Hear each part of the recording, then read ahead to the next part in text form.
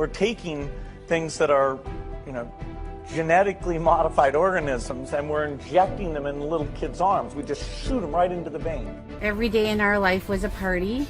Every single day they were holding hands and smiling and laughing and looking at each other, engaging in each other. On June 25th, 2007, we brought him in for the pneumococcal shot. So just that shot? One shot. We went in at 10 a.m. for the shot. By noon, Claire shut completely off. It was as if she was blind and deaf and complete failure to thrive, from super, super happy, smiley girl to, this is a picture of her. She had full-blown eye contact. She was super lovely. And she shut right down. And all she did at that moment was stare at the ceiling fan. So that was at noon. We had the shot at 10 a.m. 2 o'clock, we watched Richie shut off. All the giggles, all the smiles, again, failure to thrive. They lost all their reflexes. They stopped blinking, stopped yawning, stopped coughing, stopped sneezing. So that was 2 o'clock. We watched Richie shut down, and I couldn't breathe. But here we go. The worst is when we saw the final one shut down. Robbie looked like he was hit by a bus. Robbie, from that moment on, had a stunned look on his face. He lost his happiness. This is a first year picture? First birthday. 3 months after the shot. 3 months after the shot. They were no longer engaged in anything or anyone. They lost their smiles. They just were in their own little separate worlds. They never held hands again. They never looked at each other again. Vaccine injury is real. We were told it was genetic.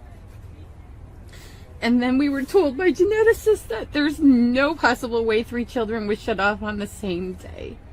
That was absolutely statistically impossible, especially being 2 boys and 1 girl. So we were also told we could not sue anyone. We were told we signed for that shot. No doctors could be sued. No vaccine manufacturers could be sued. So we had severe autism spectrum disorder for all 3 kids entering kindergarten. What happened is we woke up one morning and we had 3 happy, healthy 9-month-old children. By that evening, we took them for a vaccination. By that evening, they were autistic.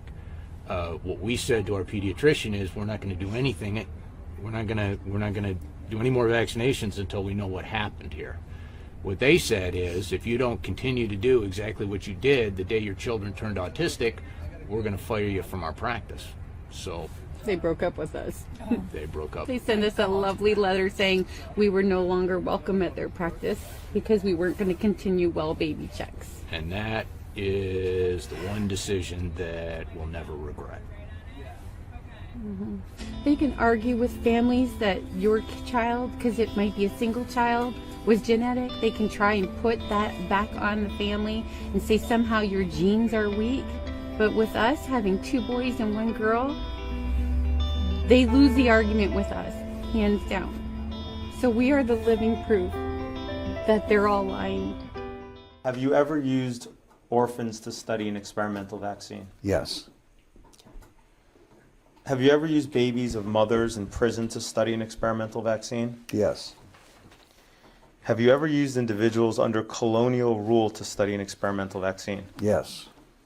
Did you do so in the Belgian Congo? Yes.